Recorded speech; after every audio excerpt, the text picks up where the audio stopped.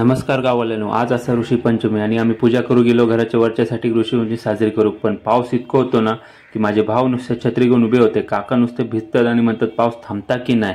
पण काय करतलं, काकांका पूजा करूकच गाव नाही। मांडव तर थोडी केलेली होती। ऋषी पंचमी म्हणजे 7 ऋषींची सेवा केली जाता।